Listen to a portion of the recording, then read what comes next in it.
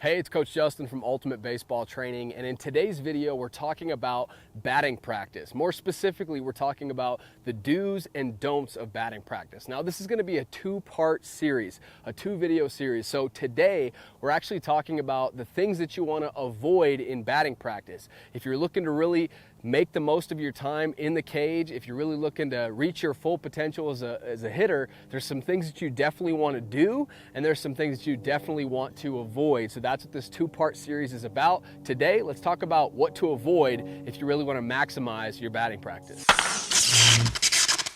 So the first thing, when you jump in the cage and you're excited for batting practice, the first thing that you want to avoid is swinging at every single pitch, all right? And this is far too common, because players think, oh, it's BP, it's not a real game, it's BP, and, everyone's trying to hit, and I need to make the most of my time, and it's all about getting as many swings as possible, and all that good stuff, and I get it. You're excited to hit, you're excited. BP's probably the most exciting part of practice, right? But when you step in the cage in BP, you've got to show some plate discipline. You can't be swinging at every single pitch. And the reason why is because in BP, the more you start to swing at borderline pitches, just because, oh, he's having a hard time finding the zone, or I don't want to take up too much time, I don't want to take pitches and make, my teammates wait or whatever, I get it. But the more that you expand your zone in BP, the more you start taking borderline pitches or swinging at borderline pitches in BP, the more and more and more your zone is going to widen and expand. And before you know it, you start swinging at pitches that are really balls.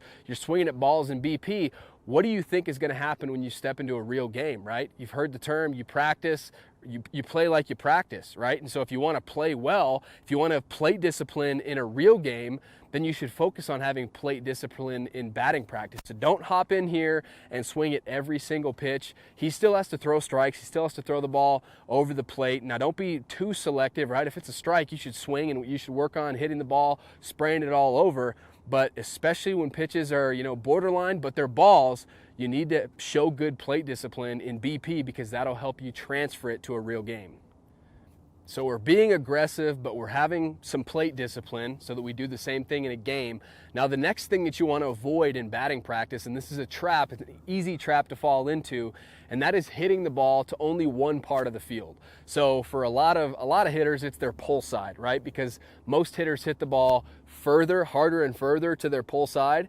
And also, a BP pitch is coming in a lot slower than a pitch in a real game. So it's easy to start just hitting the ball a little more out in front and a little bit more out in front than that, right? And you start pulling everything. Or, the flip side can also be true, right? You can have some hitters who they've been taught, keep your hands inside the ball, hands inside the ball, hands inside the ball, stay inside it, right? And so they almost do it to an extreme. And even on inside pitches, where if it's an inside pitch, we want to hit the ball a little bit more out in front of the plate, that's a pitch we want to pull. Sometimes hitters are trying to take everything to the opposite field, and then an inside pitch comes in a game and they really, really struggle with it. And so I want to encourage you, don't be one-dimensional with where you're, hitting the baseball. Don't just hit it to your pull side. Don't just hit it to the opposite field.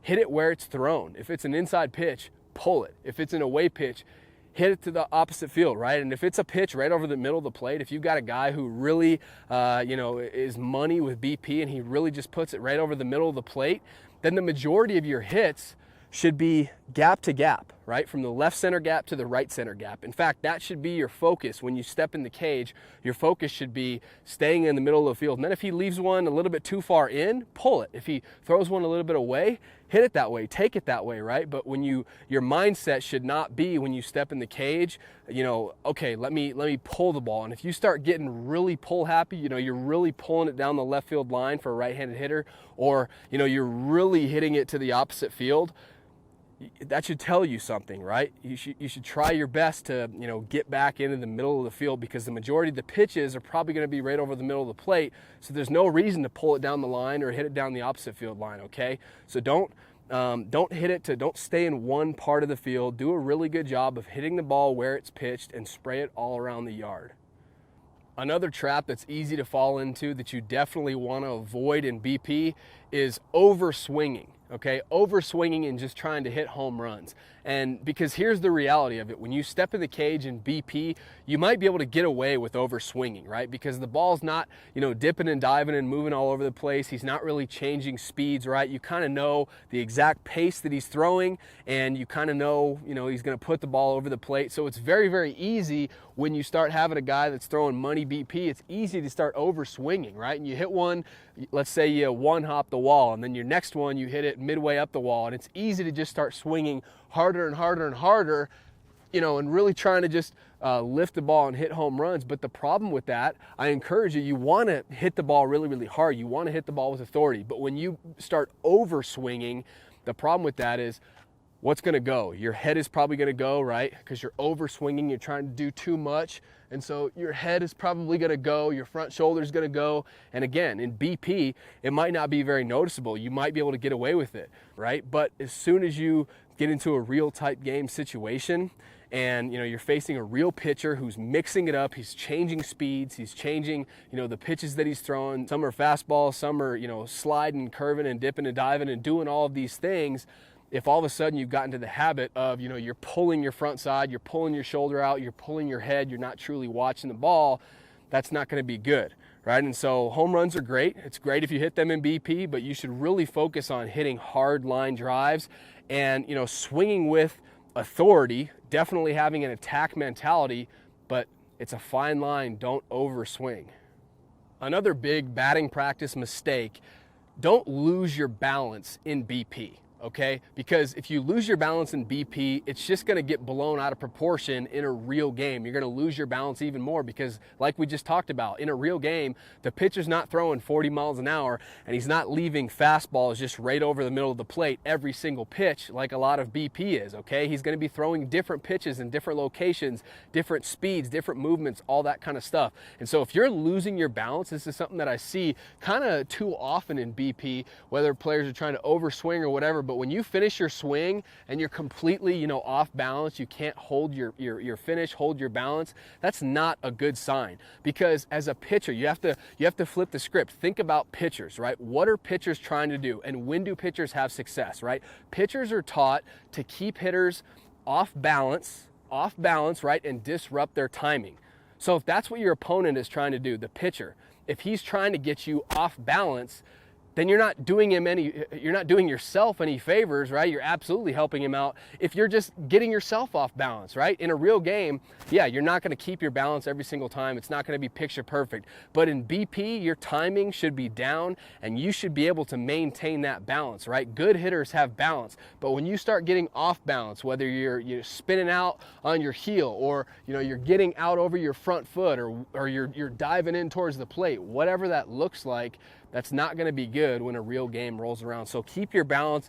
A great way to do that is just think about keeping your head between your feet. That's something that's really helped a lot of players in our community because it's an easy cue. You don't have to think about a million things. It's a simple swing thought, but in your stance, right? Keep your head in between your feet in your stance. And when you go into your load, keep your head in between your feet. And when you get to your launch position, again, your head should be between your feet. Even when you get to the point of contact here, your head should be between your feet the entire time, even as you finish.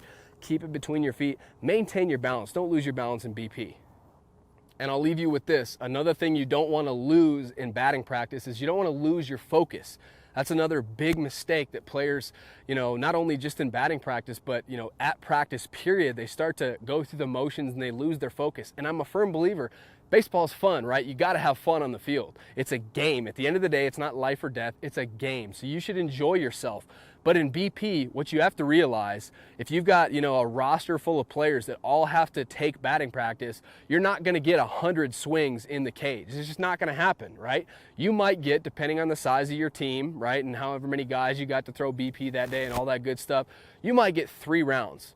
You might get 3 rounds of 5 pitches. That's 15 pitches. So all of a sudden, if your first round in the cage, you kind of are, laughing too much and goofing around too much and your mind is elsewhere, all of a sudden your first round goes by and you've wasted a third of your batting practice. And it's so easy, each group that's taking batting practice might only last a few minutes. So if you're not focused for that few minutes, it's so easy to, get to the end of the day, end of practice and think, man, I wanted to work on that in BP, but I just got caught up talking to, my buddy, and it just didn't happen. No, that's not an excuse, right? BP is the time for you to be serious. It's a time for you to be locked in and be focused, right? You should be focused the entire practice, but really be dialed in BP, because you only get so many pitches, and now is the time in practice in BP. Now is the time to work on things, so when a real game comes around, all of what you've worked on transfers and you have success.